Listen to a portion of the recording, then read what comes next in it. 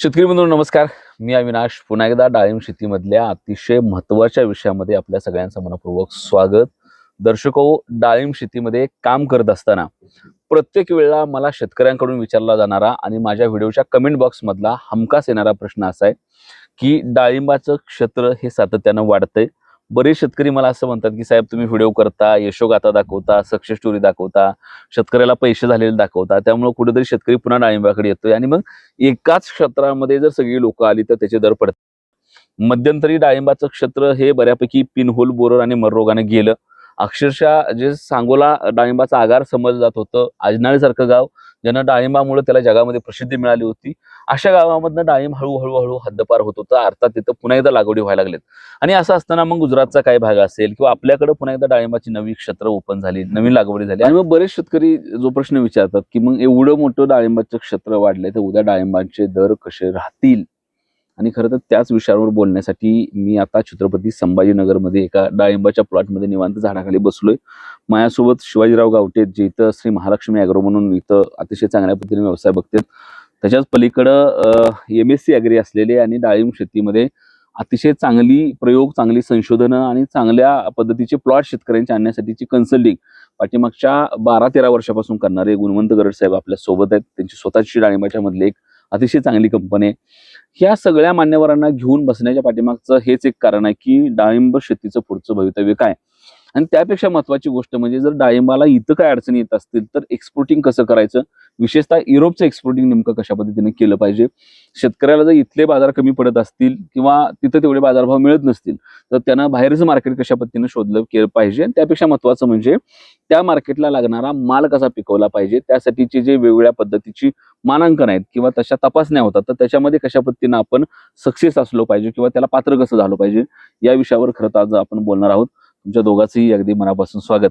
आणि साहेब, डाळिंब शेतीमध्ये काम करत असताना डाळिंब शेतीला फक्त खतं औषधं पुरवत नाही तर तुम्ही सतत शेतकऱ्याच्या संपर्कात आहात, गाठीभेटी होत आहेत, गप्पा होत आहेत, संवाद होत आहेत.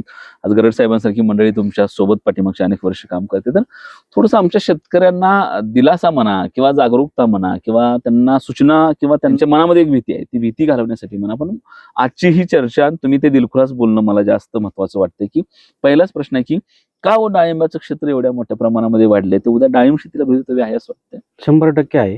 त्याचं कारण असं आहे की जे लोक, जे शेतकरी सातत्य ठेवून काम करणार आहे, ते उत्पन्न घेणार आहे. आणि जे लोक आज मर आणि तेल्यावर जे विजय प्राप्त करून डाळिंब करताय त्याचे सक्षम राहणार आहे. आणि सातत्य आणि क्वालिटी, जो क्वालिटी माल काढल तो मार्केटमध्ये समजा आज 100 रुपये किलो विकतायत तर ज्याचा क्वालिटी माल आहे तो 130 रुपये किलो विकणार आहे. सहज आहे. म्हणजे क्वालिटीला महत्व राहणार आहे. दुसरी गोष्ट, जर डोमेस्टिक मार्केटला आपल्याला जर भारतामध्ये रेट जर कमी असेल तर एक्सपोर्ट मध्ये काम करणं खूप गरजेचं आहे. कारण की आपण हे पीक उत्पन्न किंवा शेती म्हणून करतोय पण पैशासाठी पण करतोय. आपल्याला याला महत्व पैशासाठी आपण देतोय आणि त्यामुळेच आज याच्यामध्ये जे दर भेटताय बाकीच्या पिकाच्या तुलनेमध्ये याला जे दर भेटू लागले डाळिंबाला, त्यामुळे शेतकऱ्यांचे साहजिक कल याच्याकडे जास्त वाढतोय. बरोबर. आता जे तुम्ही प्रश्न केला की डाळिंबाची सातत्यानं लागवड होत चाललेली आहे, पण याच्यामध्ये जे काम करणारे शेतकरी आहे, रेस्टमध्ये जे काम करणारे शेतकरी आहे, जे झाडावर प्रेम करणारे शेतकरी ते याच्यावर टिकणार आहेत. लावले म्हणून डाळिंब येणार नाहीत. मी आज बघतोय, आज ह्या आपण 12-12, 13-13 वर्षाच्या बागेच्या समोर बसलेलो आहेत. पण ज्यांनी लागवड केली त्यांची महिनाभरामध्ये मर चालू झाली. लागवड केली की त्यांच्या बागात तेल आहे. बरोबर आहे. हे काम करण्याचा फरक आहे. जो याच्यामध्ये काम करल तो वाचणार आहे. कारण की काही शेतकरी लावून दिले, ही शेतकरी चांगल्या शेतकऱ्याला परेशान करणार आहेत. जर मी नियोजन करतोय किंवा चांगला शेतकरी नियोजन करतोय आणि त्याच्या बाजूला आळशी शेतकरी जर असेल तर 100% हे चांगल्या शेतकऱ्याला परेशान करणार आहे. बरोबर. त्यासाठी आपण चांगल्या शेतकऱ्याच्या संपर्कात राहणं, जे प्रयोगशील शेतकरी आहे त्यांचा अनुभव घेऊन त्यांच्या बागेत जाणं, त्यांची माहिती घेणं, 4 वेळेस त्यांनी काय काय बदल करतात त्यानुसार आपण आपल्या शेतीमध्ये बदल करणं हे नवीन शेतकऱ्यांनी करणं गरजेचं आहे. ह्यासाठीची एक मानसिकता असावी लागणार आहे. तर त्या मानसिकतेत काय फरक चेंज केला पाहिजे शेतकऱ्यांना? जे काहींना युग असतो, मी का विचारायचं त्याला जाऊन. आता एखाद्याला जर म्हणलं त्यांचा माल, आता आप्पांचा माल 151 रुपयाने वर झाला. जे काही गावातील काही शेतकरी आहेत की त्यांनी त्यांच्यापर्यंत जाणं गरजेचं आहे. बरोबर. आप्पा तुमचा माल 151 रुपये गेला, आमचा 130 रुपये गेला. काय गेला? बरोबर. त्यांच्या कामात काय बदल आहे? त्यांच्या बागेत आज ते आले नाहीत. मर ही खूप कमी प्रमाणामध्ये आहे. मग ही काय आहे? मग त्यांचं नियोजन कसं आहे त्यांच्याकडून जाणून घेतलं पाहिजे. पण काही लोकांना हा इगो असतो, मी काय त्यांच्यापर्यंत जाऊ. पण आपल्याला शाळेत शिकायचं असेल तर आपल्या शाळेत जाणं गरजेचं आहे. बरोबर. शाळा आपल्या घरी शिकवायला येणार नाहीत, आपल्याला शाळेत जाणं गरजेचं असतं. त्यासाठी आपण अशा चांगल्या अनुभवी तज्ज्ञ अशा शेतकऱ्यांचं मार्गदर्शन घेणं गरजेचं असतं. आपल्या शेतीमध्ये बदल करत गरजेचं असतं. आता जर सातत्य तेल्या आणि तेल्यापेक्षाही तेल्यावर आता लोकांनी विजय प्राप्त केला म्हणतो. तेले असताना पिकं घेत आहेत. आपण क्रॉप कव्हर म्हणा, नेट लॉन किंवा पेपर लावून आज आपण डाळिंब घेतोय, इंग्लिश पेपर मारून सनी किंवा बॅग लावून सनी. आपण याच्यावर पर्याय आता शेतकऱ्यांनी शोधले प्रयोग करून. पण मर आणि पिन होल बरोबर याच्यावर काम करणं खूप गरजेचं आहे.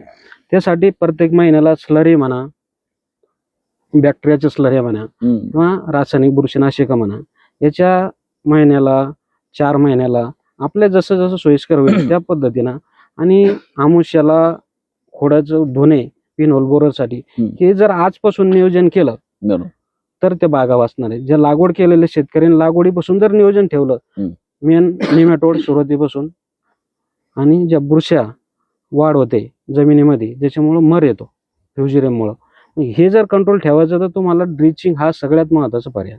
फळाजवळ ड्रिचिंग करणे, आणि जो याच्यात टिकणार आहे, जो क्वालिटी माल काढणार आहे, मी पहिलं तेच बोललो की तो ज्या स्पर्धेत टिकणार आहे, स्पर्धेत टिकायचं तर काम करावं लागणार आहे. अगदी. आणि मला वाटतं ते काम करताना शेतकऱ्याला जो एक खात्रीशीर सल्ला पाहिजे. आणि अजून एक गोष्ट ओपन होत आहे, म्हणजे इथं 2 माणसं का बसवले ती तर इथं साहेबांनी अनेक शेतकऱ्यांचे प्लॉट स्वतः बघितले.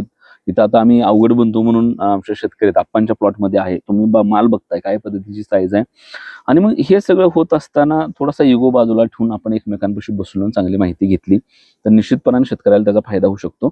अजून एक ह्याच्यामध्ये गोष्ट आहे की इथं जर मार्केटला, मगाशी तुम्ही बोलता बोलता सांगितलं की जर काय अडचणी येत असतील तर एक्सपोर्टिंगचं मार्केट जग आपल्यासाठी खुलं आहे. आणि भारतातल्या मालाला जगभरामध्ये स्वागत केलं जाते. कारण आपल्यासारखी अगदी आपल्यावर जम्मू काश्मीर पासून कन्याकुमारी पर्यंत बघितलं तर वेगवेगळ्या भागामध्ये वेगवेगळ्या पद्धतीचं उत्पादन येण्यासाठीचं पोषक वातावरण, चांगली शेती आणि कष्ट करणारा शेतकरी आपल्याकडे उपलब्ध आहे. फक्त त्याला एक योग्य निवेदन दिलं तर त्याचा फायदा होऊ शकतो. आणि ह्याच एक्सपोर्टिंगच्या संदर्भाने खरं तर मला गरज आहे तुमच्याकडून माहिती घ्यायची आहे की युरोपचे एक्सपोर्टिंग हे उद्यम पुढच्या काळामध्ये शेतकऱ्यांना करणं किती गरजेचं आहे. कारण तुम्ही ह्याच्या मागच्या काळामध्ये अनेक शेतकऱ्यांसोबत ते प्रयोग केलेत, अनेकांच्या बागा तुम्ही एक्सपोर्ट करून दिलेत युरोपला. तर ते एक्सपोर्टिंग कसं कसं महत्वाचं आहे, फक्त युरोपच आहे का अजून काही त्यामध्ये ऑप्शन आहेत, आणि मग नंतर आपण युरोप एक्सपोर्टिंगच्या प्रॅक्टिसकडे येऊया. तर आपला शेतीचा विषय असा आहे की एखादं पीक जर चांगलं असेल तर सगळे शेतकरी त्याच्यावरती तुटून पडतात. जसं आता रिसेंट मागच्या काही वर्षामध्ये आपण बघितलं द्राक्ष शेती खूप वाढली, बरोबर, पण मागच्या काही वर्षामध्ये ती स्ट्रगल करते. पेरू शेती आता रिसेंट मागच्या 6-7 वर्षातली गोष्ट आहे.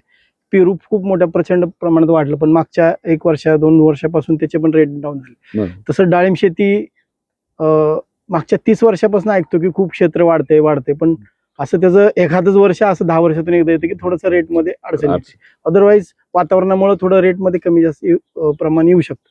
पण आता मागच्या कोविडच्या पिरियडमध्ये जे सोलापूरचा जो मेन भाग आहे या भागामध्ये पिन होल बोररमुळे खूप बागा गेल्या आणि लोकलचे रेट त्याच्यामुळं मागच्या 3-4 वर्षापासून खूप चांगले रेट आहेत की जी एक्सपोर्टपेक्षा सुद्धा चांगले रेट लोकलला मिळालेले आहेत. पण भविष्याचा विचार केला असता तर आता महाराष्ट्रात जे काही कमी झालेलं क्षेत्र परत पुन्हा ते स्थिर होतंय आणि नवीन जी राज्य जसं गुजरात, राजस्थानमध्ये पण वाढतंय, खाली कर्नाटकमध्ये पण मोठ्या प्रमाणात क्षेत्र वाढतंय. त्यामुळं एरिया वाढणं हा एक चॅलेंज आहेच, पण त्याच्यासोबत क्वालिटी प्रोडक्शन करणं आणि एक्सपोर्ट ही खूप मोठी संधी शेतकऱ्यांना आहे. आता मागच्या 3-4 वर्षात रेट मिळाले, जर हे नवीन लागवडीचं जर उत्पादन कदाचित पुढच्या वर्षी जर आलं तर दरावर त्याचा नक्कीच परिणाम होऊ शकतो. त्याच्यामुळं भविष्यामध्ये चांगली डाळिंब शेती आणखी फायदेशीर जर करायचं असेल की ज्यांना आता 150-200 रुपये मिळतात, हे जर स्थिर ठेवायचे असतील तर एक्सपोर्ट हा खूप चांगला पर्याय आपल्या समोर आहे. आता काय आहे आपल्या समोर चांगला किंवा एक्सपोर्ट मध्ये काय संधी आहे आपल्याला? आता मागच्या फेब्रुवारी महिन्यामध्ये NRC ला एक वर्ल्ड बँकेची टीम आली होती आणि त्यावेळेस काही एक्सपोर्टर जे लोक एक्सपोर्टमध्ये काम करतात असं आम्हाला काही आमंत्रण दिलं होतं. तर त्या मीटिंगमध्ये वर्ल्ड बँकेचं म्हणणं असं होतं की बाबा एक्सपोर्ट वाढला पाहिजे, त्यासाठी जे काय तुम्हाला इन्फ्रास्ट्रक्चर पाहिजे, कोल्ड स्टोरेज, पॅक हाऊस, ह्याला आम्ही फंडिंग करायला तयार आहे. बरोबर. मग त्याच्यानंतर एक्सपोर्टरने असे प्रश्न उपस्थित केले, तुम्ही सगळं ठीक आहे, तुम्ही सपोर्ट करायला तयार आहे, पण इथं आम्हाला मालच मिळत नाही एक्सपोर्ट, कारण लोकलमध्ये शॉर्टेज असल्यामुळं. तर भविष्यामध्ये आपल्याला एक्सपोर्ट ही संधी राहणार आहे, कारण जे काही वाढलेलं नवीन क्षेत्र आहे हे नक्कीच दरावर परिणाम करणार येणाऱ्या काळामध्ये असू शकतं. त्यासाठी एक्सपोर्ट एक चांगला पर्याय आहे. आणि भारताला का शक्य आहे, कारण आपल्याला जी युरोपची विंडो आहे जी आपल्याला प्रीमियम प्राइस देते, आता आपलं तसं एक्सपोर्ट बऱ्याच देशांना होतं, पण आपल्याला प्रीमियम प्राइस मिळते युरोपकडनं. ती जी विंडो आहे आपल्यासाठी साधारण 15 नोव्हेंबरच्या पासून ते साधारण फेब्रुवारी एंड पर्यंत आपल्याला ह्या विंडोमध्ये आपला माल यायला पाहिजे. म्हणजे जे शेतकरी मृग भारामध्ये भागा पकडतात अशा लोकांना एक्सपोर्ट युरोपमध्ये खास चांगली संधी आहे. आणि त्यामुळं त्या पद्धतीने जर आपण नियोजन केलं तर आपण नक्कीच एक्सपोर्टमध्ये सक्सेसफुल होतो. आता ह्याच गावामध्ये मला वाटतं मराठवाड्यातून पहिल्यांदा डाळिंब युरोपला गेलं ते वाकुळणी गावामधूनच गेलं. हा जो ग्रुप आहे तर ह्यांनीच पहिल्यांदा आणि त्या पिरियडमध्ये मला बरेच ह्या भागातले काही शेतकऱ्यांचे फोन आले, ते म्हटले साहेब तुम्ही खूप मोठं दिशादर्शक काम केले म्हटले, कारण मराठवाड्यातून डाळिंब युरोपला जाणं म्हणजे हे मराठवाड्यातल्या डाळिंब शेतीला एक नवी दिशा आहे. बरोबर. आणि मागचे 3-4 वर्ष झालं, पण नंतर लोकलचे रेट वाढल्यामुळं परत युरोपमध्ये थोड्याशा अडचणी आल्या, युद्धाचे परिणाम झाले, त्याच्यामुळे थोडं एक्सपोर्ट हे आहे. पण आता मला वाटतं थोडं परिस्थिती निवळ सुरू झालेली आहे, त्यामुळे परत एकदा एक्सपोर्टची आपल्याला संधी येणाऱ्या काळामध्ये असणार आहे. आणि नक्कीच शेतकऱ्यांना म्हणजे आपलं जे काही शेतकरी आताची चांगली प्रॅक्टिस करतात ह्यांना काहीच अडचणी येणार नाही. जसं गावठ्याने सांगितलं किंवा क्वालिटी उत्पादन काढलं पाहिजे, तसं आपल्याला क्वालिटी उत्पादन जर आपण काढत राहिलो तर रेटमध्ये एवढं काय विचार करायची आवश्यकता नाही. बरं, त्यात अजून एक भाग असा आहे की जर युरोपच्या क्वालिटीचा माल तुम्ही काढला, समजा तिथं आपण एक्सपोर्टिंग त्या काळात नाही केलं तर तो त्या ताकदीचा आलेला माल इथं सुद्धा सगळ्यांच्या पुढे असणार आहे. बिलकुल, नक्की. डाळिंब असं एक पीक आहे, ही व्हेरिएशन कुठल्याच पिकामध्ये एक जर झाड असेल समजा, हे झाड 40 किलो पण माल देऊ शकतं, 4 किलो पण देऊ शकतं, एवढं व्हेरिएशन देत नाही. तुम्ही आज जर मार्केटला गेला तर तुम्हाला 20 रुपये किलोलाही डाळिंब जातं, 200 रुपये किलोला जातं. एवढं दरात व्हेरिएशन आणि उत्पादनात व्हेरिएशन दुसऱ्या कुठल्याच पिकामध्ये नाही. त्याच्यामुळं आपल्याला जी प्रॅक्टिस करायची आहे की मॅक्सिमम झाडाचं जे पोटेन्शियल आहे तिथपर्यंत आपल्याला माल घ्यायचा. 40 किलो झाड तर 40 किलो पर्यंत पोहोचलं पाहिजे, बरोबर, क्वालिटी काढली पाहिजे. मग तुम्हाला रेट जर लोकल मार्केट 50 जरी असलं तरी तुम्हाला 60-70 रुपये देऊन जातं. आणि जे काय आपण जास्त टनेज काढू त्यासाठी हे सगळं जे वर्षाची सायकल आहे आपल्याला, म्हणजे 365 दिवस डाळिंब शेतीमध्ये काम करायला पाहिजे म्हणतो, तर ती हीच गोष्ट आहे. त्यामध्ये रेस्ट पिरियड असेल. अगदी मी खरं त्याच मुद्द्यांवर येणार आहे की युरोपची विंडो आपल्याला ओपन आहे, हे सगळं ठीक आहे, परंतु हे सगळं करत असताना नानांनी मानसिकता सांगितली शेतकऱ्यांनी ती कशी करून ठेवली पाहिजे. परंतु त्यातला बी एक टेक्निकल जर भाग सांभाळायचा झाला तर कुठल्या पद्धतीचा किंवा कुठल्या ताकदीचा शेतकरी युरोपसाठी एक्सपोर्टिंगची तयारी करू शकतो का सगळाच करू शकतो, हा एक प्रश्न आहे. आणि ते करायचं असेल तर सुरुवात कुठनं केली पाहिजे? नाही, तुम्ही कुठला शेतकरी करू शकतो हा जो प्रश्न आहे ना, ह्याच्या माझ्याकडे खूप उत्तर आहे त्याची. म्हणजे असे काही शेतकरी आहेत की ज्यांना लिहिता वाचता येत नव्हतं. माझ्याकडे एक सांगोला तालुक्यातली महिला शेतकरी आहे ज्याला लिहिता वाचता येत नाही.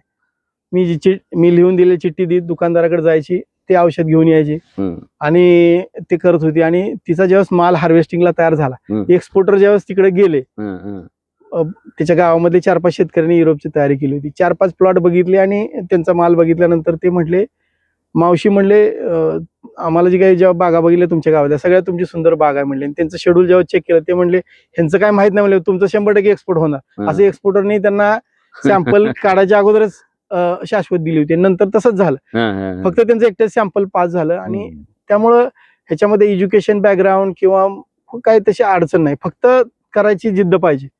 तर ह्या गावामध्ये सुद्धा सुरुवातीला जेव्हा आपण प्रॅक्टिस सुरू केली होती तर हे 6-7 लोकच करत होते. बाकीचे लोकांना असं वाटायचं काय असं काय शक्य आहे, असं कुठं होतंय, साहेब तिकडून येणार सांगणार आणि एक्सपोर्ट होणार. पण ते झालं प्रॅक्टिकली आणि एक ती अचिव्हमेंट होती म्हणजे यांच्यासाठी, किंवा आपण एखादं स्वप्न बघणं. कारण युरोपला एक्सपोर्ट होणं म्हणजे परीक्षा दिल्यासारखंच आहे. बरोबर, आपण माल तयार करतो आणि त्याची परीक्षा तिसरा माणूस घेतो एक्सपोर्टर येऊन. बरोबर, तो पहिल्यांदा तर क्वालिटी बघतो, क्वालिटी आवडली तर मग तो सॅम्पल पाठवतो आणि सॅम्पल लॅबला टेस्ट होतं. 200 केमिकल टेस्ट केली जातात. बर ते युरोपचे काय जे त्याचे काय नॉर्म्स आहेत त्याप्रमाणे एवढ्या मिलीग्रॅमच्या प्रमाण खाली असेल औषधाचं तर ते सॅम्पल पास होतं. त्यामुळं हे सॅम्पल पास होणं म्हणजे एखाद्या परीक्षेचा रिझल्ट लागल्यासारखा आनंद असतो. शेतकरी पेढे वाटतात, शेतकरी फटाके फोडतात, तर असं खूप एक परीक्षा दिल्यासारखा दरवर्षी काम अनुभव असतो आम्हाला की माझं सॅम्पल पास आलं म्हणजे खूप मोठी अचिव्हमेंट ही शेतकऱ्यांना वाटते. आणि म्हणजे शेतकरी ज्या ह्याच्यातून काम करतो अडचणीच्या अवघड परिस्थितीमध्ये त्यात जर असं सक्सेस मिळालं तर त्याचा उत्साह वाढणारं, समाजामध्ये मान सन्मान प्रतिष्ठा वाढवणारं ही गोष्ट आहे. खरं तर त्याला दुसरी एक गोष्ट आहे की शेती कशी असावी त्यासाठी शेतकरी तर कसाही चालतो तुम्ही सांगितलं, पण शेती कशी आणि सुरुवात कशी करावी, कुठून सुरुवात करावी एक्सपोर्टिंग साठीच्या तयारीची? पहिल्यांदा सगळ्यात महत्वाचं म्हणजे ही डाळिंब असं आहे की कुठल्याही जमिनीत येतं. आज बघतोय आपण फक्त तयार करताना आपल्याला मानसिकता अशी पाहिजे की आपल्याला एखादं टार्गेट घेऊन काम करायचं आहे. समजा माझी बाग आहे, समजा माझ्याकडे 5 वर्षाची बाग आहे, तर त्या झाडाचं पोटेन्शियल 40 किलोचं आहे. समजा 5-6 वर्षाची बाग आहे समजा, तर 40 किलो आपल्याला माल कसा काढता येईल आणि तो रेसिड्यू फ्री कसा करता येईल, क्वालिटी कसं करता येईल, त्यासाठी पहिलं ठरवणं गरजेचं आहे. ही लढाईची सुरुवात आहे. 50% मला एक्सपोर्ट करायचं आहे, हे ज्यावेळेस तुम्ही ठरवता तर 50% लढाई तिथंच आपण जिंकतो आणि 50% कसं करायचं हा नंतरचा भाग आहे. आणि त्यासाठी आम्ही जे काही पॅकेज ऑफ प्रॅक्टिसेस डेव्हलप केलेत ते जर तुम्ही फॉलो करत गेलं तर तुम्हाला प्रत्येक स्टेजला तुम्ही जे काम करता त्याचं त्या स्टेजला रिझल्ट दिसत जातात. आणि फ्लॉवरिंग सेटिंग पुढं त्याच्यामध्ये आम्ही काही आधुनिक तंत्रज्ञान वापरतो. जसं वेदर फोरकास्टिंग सिस्टम वापरतो आम्ही डाळिंबामध्ये. कारण जर समजा ह्या आठवड्यात पाऊस नसेल तर आपण त्या नॉर्मल स्प्रे असतो, किंवा पुढच्या आठवड्याभरामध्ये आठवड्याला 4 दिवस पाऊस पडणार आहे किंवा 2 दिवस पडणार आहे, मग पाऊस उद्या पडणार तर आज काय केलं पाहिजे ह्याचं आम्ही नियोजन देतो. त्यानंतर सतत पाऊस पडत असेल तर आपण आंतरपर्याय औषध वापरायची नाहीत, स्पर्शजन्य औषध वापरायची. कंटिन्यू आठवडाभर जर पाऊस असेल तर तिथं कुठलंच औषध काम करत नाही, अशा वेळी डस्टिंग करणं, ह्या सगळ्या गोष्टी आम्ही त्यावेळेस त्यांना वातावरणाच्या बदलानुसार आपण त्यांना नियोजन देतो. आणि त्याप्रमाणे जर शेतकरी करत गेले तर आपण शेवट आपल्याला, कारण हा 6 महिन्याचा फेज आहे म्हणजे इथ्रेल मारल्यापासून, इथं एखादा खेळाडू तयार करतो एखाद्या स्पर्धेसाठी किंवा एखादा विद्यार्थी एखाद्या परीक्षेसाठी तयार करतो, अशा पद्धतीनं ते आपल्याला सोबत घेऊन जावं लागतं. कारण मध्ये जर पाऊस कंटिन्यू आला शेतकरी फ्रस्ट्रेट पण होतात, साहेब जाऊ दे एक्सपोर्ट, आपली बाग वाचली पाहिजे. तर अशा वेळेस आपल्याला बाग पण वाचली पाहिजे, रेसिड्यू मॅनेजमेंट पण झाला पाहिजे, शेतकरी पण मोटिवेट राहायला पाहिजे. तर या सगळ्या गोष्टी आपण त्यांना हे करत करत त्यांना घेऊन जातो. आणि शेवटी आपली परीक्षा कोणतरी बाहेरची व्यक्ती येऊन घेते आणि मग त्यात जर यश मिळालं तर त्याच्यासारखा आनंद म्हणजे कशातच येऊ शकत. रेस्ट पिरियड हा कुठल्याही बागेत फार महत्वाची गोष्ट आहे. तुमच्याही या युरोपच्या प्रॅक्टिसमध्ये किंवा उद्या मी का म्हणतो असं, हे लाईन फार महत्वाची आहे माझी, की बाग आली युरोपला, एक्सपोर्ट झाला, बाप काम झालं. पण समजा युरोपला त्यावेळेला एक्सपोर्टिंग नाही करू शकलो, पण युरोपच्या एक्सपोर्टिंगसाठी जी शेतकऱ्याची तयारी झाली आणि बागाची तयारी झाली ती तर बाप असणार आहे 100%, आणि त्यातून शेतकऱ्याला फायदा मिळणार आहे. त्यामुळं थोडंसं ते रेस्ट पिरियडमध्ये कशा पद्धतीची नियोजन तुमची नेहमीच्या बागाची आणि त्या एक्सपोर्टिंगच्या ह्याच्यामध्ये काय असतात? तसं वेगळेपणा काय नसतो रेस्ट पिरियडला. तर तसं काय आपण म्हणजे हार्वेस्टिंग झालं तर आम्ही काय म्हणतो, हार्वेस्टिंग झाल्यानंतर आतली जी घाण आहे, जे व्हेजिटेटिव्ह किंवा वॉटर सकर किंवा आपण नवती वगैरे म्हणतो, ते सगळे आत क्लीन करतो आणि त्याला एक बेसल सगळ्यात चांगला डोस आपण त्या ठिकाणी, हेवी डोस जो पाहिजे, झाडाला सर्वात जास्त अन्नाची गरज या रेस्ट पिरियडला असते, कारण हार्वेस्टिंग होऊन गेलेलं असतं. त्यामुळे त्याला जर डोस दिला आपण तर काडीमध्ये स्टोरेज चांगलं करायचं असेल तर त्या पिरियडमध्ये चांगलं अन्नद्रव्य देणं गरजेचं आहे. डोस देतो, डोस दिल्यानंतर काय जसं जीवाणूच्या स्लरी वगैरे आपण ते कंटिन्यू 1-1.5-2 महिने देतो त्यांना. म्हणजे जर डोस टाकला तो अपटेक पण व्हायला पाहिजे. अपटेक झाल्यानंतर मग परत त्याला आपण ताण देतो. अपटेक म्हणजे जसं जेवण करून झोपी जातो. बरेच शेतकरी काय करतात ह्याच्यामध्ये असं की बाग गेल्यानंतर काय करत नाहीत आणि बाग धरायची 1 महिना अगोदर मग ते डोस वगैरे करतात. मग त्यामुळे ते अपटेकच होत नाही झाडाला. जिथं स्ट्रेस बसायला पाहिजे त्या पिरियडमध्ये डोस टाकलं तर त्याचा काही फायदा होत नाही झाडाला. त्यामुळे झाडाला माल गेल्या गेल्या इमिडिएट हे जर गोष्टी केल्या आणि त्याला 1-2 महिने आपण प्रॅक्टिस केली तर स्टोरेज चांगलं होईल. आणि नंतर झोपायसाठी आपण जे त्याला ताण देतो, हा ताण खाऊन पिऊन ताण द्यायला पाहिजे. हा होत नाहीये बेसिकली त्याच्यामध्ये. नंतर आपण जर त्या पद्धतीने केलं तर मग कळी निघणं, साईज, सेटिंग हे विषय राहत नाहीत.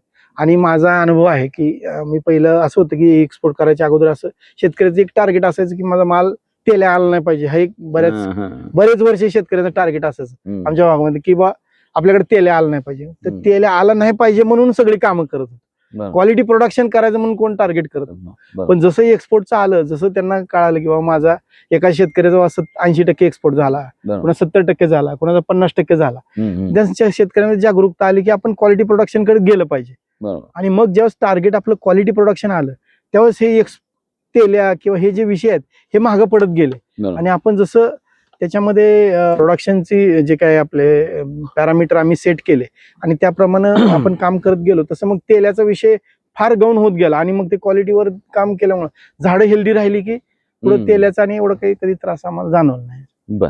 ह्या सगळ्यामध्ये अजून एक प्रश्न मला डाळिंबाच्या शेतीमध्ये फार जाणवतो, तो म्हणजे बरेच शेतकरी तुम्ही म्हणाल तसं की तो रेस्ट पिरियड संपत आल्यावर धरायच्या अगोदर, म्हणजे इत्रेल मारायच्या अगोदर मग त्याला महिनाभर लक्ष देते की आता आपल्याला भार धरायचा आहे, बरोबर. आपण आता प्रॅक्टिसला लागलं पाहिजे. मग ह्या सगळ्यामध्ये ते भरणा करतंय एकदम त्या बुडापाशी खाली, आणि त्याला वाटते आता मी झाले माझं टाकून सगळं माल, पण ते झाड वर उचलते का नाही किंवा अपटेक करते का नाही, हे फार महत्वाची गोष्ट असते. तर त्या झाडाचं अपटेक व्यवस्थित असणं, संतुलित असणं, त्यानं ते काम प्रॉपर करणं, याच्यासाठी ट्रीटमेंट तुम्ही तर हा माझा प्रश्न क्लिअरच केलाय की एक्सपोर्टिंग करा किंवा इथं करा, प्रॅक्टिस या जवळपास सारख्या चालणार आहेत. तर त्या गोष्टीमध्ये तुम्ही अपटेक ह्या विषयावर कशा पद्धतीने काम करता शेतकऱ्यासोबत? नाही, अपटेक म्हणण्यापेक्षा आपण 2 भाग करूया याच्यामध्ये, सॉइल हेल्थ आणि प्लांट हेल्थ. तर आपल्याला काय करायचं आहे की सॉइल हेल्थ तर चांगली असली पाहिजे. जर जमीन चांगली असेल, सशक्त असेल, त्याच्यामध्ये पूरक अन्नद्रव्य असतील, सूक्ष्म जीवाणूची संख्या व्यवस्थित असेल, तर ते झाड अल्टिमेटली सशक्त होणार आहे. बरोबर. Healthy plant, healthy flower, healthy flower, healthy fruit, हे आता सिंपल रूल आहे. त्यामुळे पहिल्यांदा जमीन आपली समृद्ध करायची, त्याच्यामध्ये मग बेसल डोस असतील, ऑर्गॅनिक शेणखत असेल, जीवाणू खत असेल, हे जर आपल्याला सुरुवातीला हार्वेस्टिंग झाल्या करायचं आहे, त्याच्यामुळे जमीन समृद्ध होईल. त्याच्यामध्ये आम्ही जसं बेसल डोस दिल्यानंतर आम्ही जीवाणूंच्या स्लरी देतो सुरुवातीला जीवामृत सोबत. त्यामध्ये न्यूट्रिस्मार्ट असेल, विल्ड केअर असेल, स्मार्ट कव्हर, स्टार्टअप सारखे जे आमचे काही जे प्रोडक्ट आहेत ते आम्ही स्लरीच्या माध्यमातून देतो. त्यामुळे जमिनीमध्ये जीवाणूंची संख्या चांगल्या प्रमाणामध्ये राहते, त्याचा परिणाम झाडाच्या हेल्थवर दिसून येतो. आणि मग आपण ते स्टोरेज झाडामध्ये तयार करतो. ठीक आहे. ते स्टोरेज तयार केल्यामुळे काय होतं, म्हणजे जर विश्रांती काळामध्ये पानं ग्रीन राहिली, हिरवीगार राहिली, तर फोटोसिंथेसिस चांगल्या प्रकारे होतं, अपटेक चांगल्या प्रकारे, त्यामुळे काडीमध्ये स्टोरेज आपल्याला चांगलं मिळतं. आणि त्याचा फायदा पुढे असं होतो की नंतर स्टोरेज तयार करून मग नंतर त्याला ताण देतो आपण. आणि ताण दिल्यानंतर ज्यावेळेस आपल्याला ज्या पिरियडमध्ये आपल्याला छाटणी करायची आहे, छाटणी करून इथरेल मारतो आणि मग त्याच्यामध्ये कळी निघते आपली. तर झाडामध्ये आता डाळिंबामध्ये जे मार्केट डाळिंबाचं ठरते, कशावर ठरतं, तर डाळिंबाच्या साईजवरती. बरोबर. ही साईज जेवढी मोठी असेल तर साईजवर दर ठरतात आपले. बरोबर. तर हे साईज कशावर ठरते, तर डाळिंबाच्या फळामध्ये किती बिया असतात, बियाच्या संख्येवर ही जी साईज ठरते. डाळिंबाच्या फळामध्ये कमीत कमी 200 बिया असतात आणि जास्त किती असतात, 1400 असतात. जेवढ्या बिया जास्त तेवढी साईज जास्त. मग जास्त बिया यासाठी काय पाहिजे, तुमची कळी मोठी असायला पाहिजे. कळी जर मोठी असेल तर त्यामध्ये बियाची संख्या जास्त असेल, छोटी कळी असेल तर कमी संख्या असणार. बरोबर. मग जास्त बियाची कळी निघायची असेल आपल्याला, तर आपल्या काडीमध्ये स्टोरेज पाहिजे. स्टोरेजसाठी काय पाहिजे, तर रेस्ट पिरियड मॅनेजमेंट पाहिजे. ह्या गोष्टी एकामेकावर अवलंबून आहेत. त्याला ताण पण व्यवस्थित मिळायला पाहिजे. मग असं जर तुम्हाला जर मोठी कळी निघाली तर मग पुढे त्या गोष्टी सोप्या होत जातात. मग एक्सपोर्टमध्ये पर्सेंटेज आपल्याला जास्त प्रमाणामध्ये त्याचं भेटतं. आणि एक्सपोर्टला मिनिमम 200 ग्रॅम साईज पाहिजे फळाची. आणि जर तुम्ही रेस्ट पिरियड मॅनेजमेंट, कळीचं व्यवस्थित नियोजन केलं तर तुम्हाला म्हणजे त्याच्या खाली काय फळ राहायची काही आवश्यक म्हणजे राहू शकत नाही. असं म्हणजे आम्ही काही शेतकरी 90-95% पर्यंत एक्सपोर्टची क्वालिटी निघालेली आहे. आपल्याकडे कायमची समस्या गरड साहेब जाणवते, ते म्हणजे आता तर फार ते चाललेलं दिसतं मागच्या काळामध्ये की त्याला नर कळीचंच प्रमाण मोठ्या प्रमाणामध्ये येतं. बरेच वेळ मग तो ही सोडून पुन्हा दुसरा ताण टाकावा लागून ते दुसऱ्या वेळा ताकद लावून मग ती डबल बाळंतपण करून ती मादी कळी काढावं लागते. तर ते याचं जे नेमकं सेटिंग पर्यंत जाणं आहे, म्हणजे तुम्ही केलेल्या तानाच्या निवेदनापासून बाग सेटिंग पर्यंत जाताना जो मधला महत्वाचा टप्पा येतो तो म्हणजे कळी फुल धारणेचा, त्याचा फळधारणा होणं आणि मग ते कळीचं सेटिंग मध्ये रूपांतर होणं. तुम्ही म्हणला तसं आतल्या दाण्यांची संख्या असणारी किंवा कॅप्सूल साईज असणारी कळी पडणं. तर इथपर्यंतच्या मधल्या प्रॅक्टिसमध्ये शेतकऱ्यांना कशा पद्धतीचे नियोजन केले पाहिजे? नाही, आता कसं आहे माहिती का, डाळिंबामध्ये नर कळी निघणं ही काही समस्या असं आपण म्हणू शकत नाही. म्हणजे समस्या आजपर्यंत त्याच्यावरती एकाच ठिकाणी फक्त संशोधन झालेलं आहे. तर त्याच्यानुसार असं आहे की जर झिंकची कमतरता असेल तुमच्या विश्रांती काळामध्ये तर नरकळी निघू शकते, असं एक संशोधन, एक पेपर माझ्या वाचण्यात आलेला आहे. अदरवाईज शेतकऱ्यांच्या अनुभवाप्रमाणे असं की जर 100% पानगळ झाली तरी सुद्धा नरकळी जास्त प्रमाणात निघते. आता हे शेतकऱ्याची काय प्रॅक्टिस सगळ्यांची सारखी असेल काय सांगतात, पण नरकळी निघाली म्हणून शेतकरी नाराज व्हायचं काम का नाही? सगळ्यात महत्वाचा तो विषय. बरोबर. नरकळी निघाली तर काही अडचण नाही, त्यानंतर मादी कळी निघणारच असते. हम्म. फक्त काय होतं, नरकळी निघाली की शेतकरी म्हणतो नरकळी, मग फवारणीची काय गरज नाही. हम्म. असं बऱ्याच वेळा काय होतं, नर गळून मादी निघायला सुरुवात होते, पण शेतकऱ्यांनी फवारणी वेळेवर नाही केली की मग त्याच्यामध्ये थ्रिप्स लागतं. असं बरेच अनुभव आहेत त्याचे. हम्म. त्यामुळं जर नरकळी निघाली तर जास्त काय घाबरून न जाता आपलं म्हणजे बुरशीनाशक आहे त्याचं रेग्युलर फवारणी करायच्या. फक्त आपल्याला कीटकनाशक जे आहेत जे थ्रिप्ससाठी मारतो त्याची एखाद दुसरी फवारणी आपल्याला वाढावं लागेल, त्याला काय पर्याय नाही. त्यामुळे त्याच्यावरती काय जास्त नाराज व्हायचं काय कारण नाही. practice नॅचरल करायची नाही. नॅचरल फिनॉमिना आहे. हम्म. हम्म. बरोबर, मुलगी होणं का मुलगा होणे काय जसं हे तर ते ऍक्सेप्ट करून आपण त्या हिशोबानं पुढे गेलं पाहिजे असं माझं मत आहे त्यामध्ये. हा. तर फक्त आपल्याला स्प्रे रेग्युलर करणं, त्याच्यामध्ये नवतीची वाढ न होऊ देणं ह्या पिरियडमध्ये, ह्या गोष्टी आपण आपल्या याच्यामध्ये आपण प्रॅक्टिस केली पाहिजे. आणि जरी नरकळी निघाली तर ती गळून मादी येणारच असते, त्यामुळे तिथं फारसं काय जास्त बेज ताण न घेता भ्यायचं काय गरज नाही. 100% तिथं मादी निघत असते, फक्त पेशन्स ठेवणं गरजेचं आहे. एवढाच ह्याच्यामध्ये विषय आहे. हम्म. कुठलेही आगोरी प्रयोग करायची काय आवश्यकता नाही, नैसर्गिक प्रोसेस आहे. कारण आपल्याला जे करायचं रेस्ट मध्ये आपण केलेलं आहे, बरोबर. त्याचे रिझल्ट जे आले ते आपण ऍक्सेप्ट करून पुढे चाललं पाहिजे. आणि असं नाही की एखाद्या शेतकरी असं ऐकण्यात आलंय का की नरकळी आली आणि परत मादी निघालीच नाही, हा. असं कधी होत नाही. हा. ते त्याबद्दल फार गैरसमज आहेत शेतकऱ्याचे. कन्फ्युजन आहे याच्यामध्ये. हम्म. बरेच शेतकऱ्यांचे प्लॉट पण बिघडले त्यामुळे. बरोबर. लक्ष न ते दिलं. कदाचित ते तुम्ही जे म्हणाला की हा. ते भीतय आणि हा. त्यानंतर जी प्रॅक्टिस कमी करते हा. त्याच्यात त्याचा उलटा परिणाम मला वाटतं बरोबर. कदाचित होत असणार आहे. हे सगळं होताना पुढे मला तेल्याकडे जायचं आहे. कारण हम्म. तुमची ओळख जर काय असेल तर तुम्ही जिथं असता तिथं तेल्या नसतो किंवा असलं तरी भ्यायची काही गरज नसते. हे बिलकुल. कॉम्बिनेशन आहे. बिलकुल. शेतकरी पण मगाशी पण मी बघितलं एक व्हिडिओ शूट करताना कोणतं शेतकरी येऊन तुम्हाला दैवत आहे तुम्ही आमचा नाही. टाईप मध्ये काय तर म्हणाला, असं तर ते काही काय आहे ते तेल्याची ती जी प्रॅक्टिस आहे त्याचं काय खासियत किंवा ती कशी जपायची सगळ्या नाही. आता ह्याच्यामध्ये कसं आहे बघा, सिंपल आम्ही काय वेगळं काय करत नाही. आपण प्लांट हेल्थ सांभाळतो पहिल्यापासून आणि जीवाणूचं कल्चर देत असल्यामुळे काय होतं की हे जीवाणू बरेचसे असं आहे की ते स्वतः शरीरातून अँटीबायोटिक्स रिलीज करत असतात, एन्झाईम रिलीज करतात. ते झाडाच्या मुळाने जर शोषण केलं तर एक प्रकारचं वॅक्सिनेशन आहे ते. पण ते आपण रेस्ट पिरियड पासून करतो. बरं. त्याच्यामुळे काय होतं की ज्यावेळेस ऍक्च्युली तेलाचं प्रेशर येतं, कधी येतं, मे जूनच्या महिन्यामध्ये ज्यावेळेस टेम्परेचर पण असतं आणि पाऊस पडतो, अशा पिरियडमध्ये मग बॅक्टेरियाचं ऍक्टिव्हेशन फास्ट होतं. मग त्यावेळेस एकदा बॅक्टेरिया जर तुमच्या बागेमध्ये घुसला मग त्यावेळेस कंट्रोल करायला फार जेरीस होतं. पण हे जर प्रॅक्टिस आपण अगोदरपासून करत असू आणि आम्ही स्मार्ट कव्हरचे जे काही फवारण्या सांगतो वरतून, तर ते पण मित्र जीवाणूच आहेत. म्हणजे त्याची संख्या आपण झाडाच्या वरती मेंटेन केली आणि जरी बॅक्टेरियाचं इन्फेक्शन व्हायचा प्रयत्न केला तर ते त्याला मॅनेज करतात. एक तर स्पेससाठी काही अँटीबायोटिक इफेक्ट आहेत त्याचे, अन्नासाठी स्पर्धा करतात, त्याच्यामुळे ते एवढं जास्त प्रमाणात तिथं उद्रेक होऊ शकत नाही. ही आपण प्रॅक्टिस करतो आणि पहिल्यापासून म्हणजे हे अंडर कंट्रोल ठेवल्यामुळं असं प्लॉट पूर्ण फेल गेला किंवा अशा दिशेला काय जात नाही. ती कंडिशन कधी येते की समजा झाडं वीक असतील किंवा एकदम जमीन हलकी असेल, स्लरीचा वापर नसेल, तर अशा पिरियडमध्ये मग उद्रेक होऊ शकतो.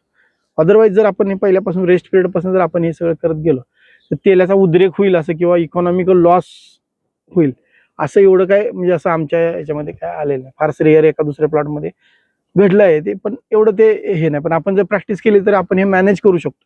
असं नाही म्हणणार की कंट्रोल करू शकतो, पण मॅनेज करू शकतो लॉस आपण. अगदी.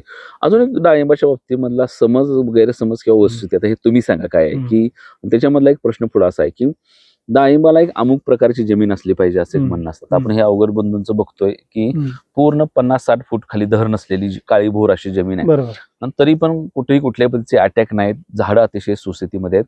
आता इथं याला दोन गोष्टींना मला पकडून ठेवायचं आहे. एक म्हणजे सॉइल ऍप्लिकेशन, ज्याला तुम्ही मगाशी हात घातला होता, त्याच्यामध्ये ती जमीन चांगली ठेवणं का चांगली ठेवायची, तर हे डाळिंब खाली त्याला मुळ्यांची वाढ होणं फार महत्वाचं आहे, पांढऱ्या मुळ्या चालत राहणं महत्वाचं आहे, तिथल्या नेमॅटोडचा अटॅक जपणं फार महत्वाचं आहे. हे करताना असं काय आहे का की अमुक प्रकारच्या जमिनीमध्ये मर आणि पिनहोल बोररचा अटॅक होतो, कमी जास्त कमी होतो, तर हे जे एकूण फ्रेम आहे याची कुठली कुठली जमीन कशा पद्धतीची असली पाहिजे त्याच्यावरून काय अटॅक ठरतात का, मर रोग पिनहोल बोरर त्याच्यावरून काय ठरतो का, याला वेगवेगळं सांगा.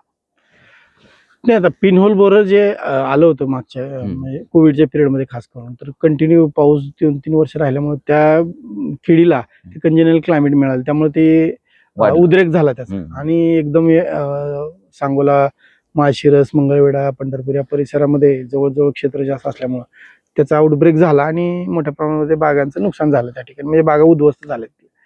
तर असं एखाद्या वेळेस एखाद्या फेवरेबल कंडिशन मध्ये एखादी कीडचा उद्रेक होऊ शकतो, तसे परिस्थिती त्यावेळेस झालेली आहे. तर ह्याच्यासाठी आयडियल कंडिशन काय आहे, जर तुमची जर काळी जमीन असेल तर त्याच्यामध्ये एकच गोष्ट करायची की आपल्याला बेड उंच करायचे आहेत. काय 1.5-2 फुटापर्यंत तुम्ही बेड उंच करू शकता, म्हणजे किती जरी पाऊस लागला ते पाणी निघून जाईल. बरोबर. दुसरी गोष्ट, प्लास्टिक मल्चिंगचा वापर आपल्या भागामध्ये होणं गरजेचं आहे. कारण काळ्या जमिनीमध्ये जर आपण प्लास्टिक मल्चिंगचा वापर केला तर ती जी प्लास्टिक मल्चिंग आहे, जर जास्त पाऊस झाला तर ते प्लास्टिक वरून पाणी बाहेर निघून जाईल, गवताचं बी कंट्रोल होईल आणि एक्सेस मॉइश्चर गेलं तर डिसीज प्रेशर पण कमी राहील आणि महत्वाचं मुळ्या खूप चांगल्या प्रकारे चालतात. आणि ती जमीन आहे, आता ही काळी जमिनीमध्ये काय होतं, जर ऊन पडलं तर ते चिरा पडतात, तर ती मुळ्या सुद्धा कट होऊ शकतात. पण जर तुम्ही प्लास्टिक आच्छादन असेल तर तुमचं ते सॉफ्टच राहते जमीन. हा एक आपल्याला ह्याच्यामध्ये करता येईल. आणि हलक्या जमिनीमध्ये आता सगळ्यात महत्वाचा विषय आहे की जिथं पाणी थांबतं तिथं तेल्या किंवा रोगाचा प्रादुर्भाव वाढतो.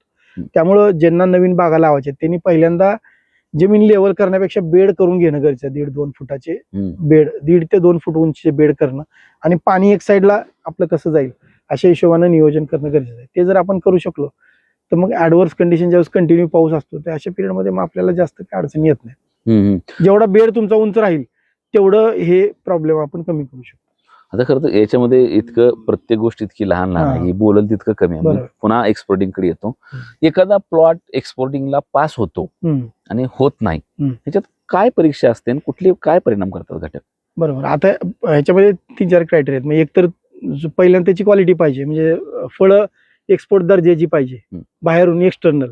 इंटरनल हा अनालिसिसचा भाग आहे, पण एक्सटर्नल काय पाहिजे, तर आता हे जे फळ आहे एकदम क्लीन फळ आहे, बरोबर, डाग नाहीत, कुठले बुरशीचे डाग नाहीत किंवा थ्रिप्सचे डाग नाहीत, तर हे क्लीन फळ आहे, ही एक्सपोर्टला चालू शकतो. हा पहिला भाग झाला. त्याच्यावर सनबर्निंग नाही पाहिजे, सनबर्निंग असेल तर जात नाही.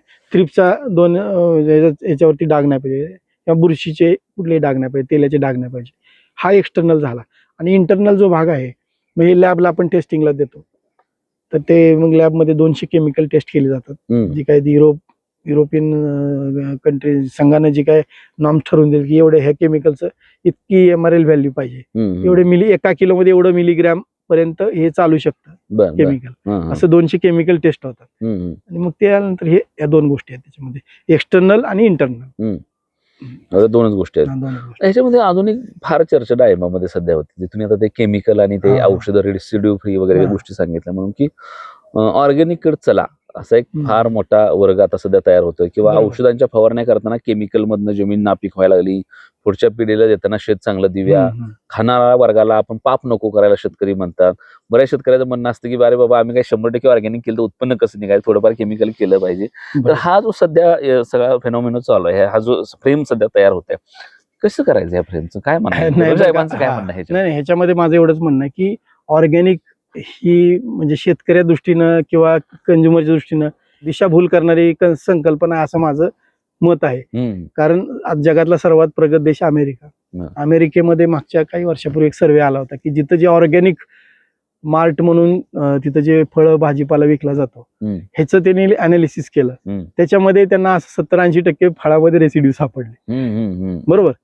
तर हे आणखी आतापर्यंत फक्त ते ऑर्गॅनिकची संकल्पना असं की 3 वर्ष तुम्ही त्याच्यामध्ये केमिकल वापरू नका, सर्टिफिकेशन हा सगळा सध्याचा विषय आहे. पण अनालिसिस हा विषय ऑर्गॅनिक मध्ये आणखी काही कोण करत नाही. पण जगाचा जो व्यापार जो चालतो सध्या, द्राक्ष असेल, डाळिंब असेल, हे अनालिसिस वर चालतो. म्हणजे जेव्हा तुमचं एंड प्रोडक्ट येतं आणि एखादं केमिकल जे असेल ते ह्या लिमिटच्या खाली असेल तर हे बाबा आपण त्याला रेसिड्यू फ्री म्हणू शकतो. त्यामुळं सध्या व्यावहारिक संकल्पना जी आहे ही रेसिड्यू फ्रीची आहे.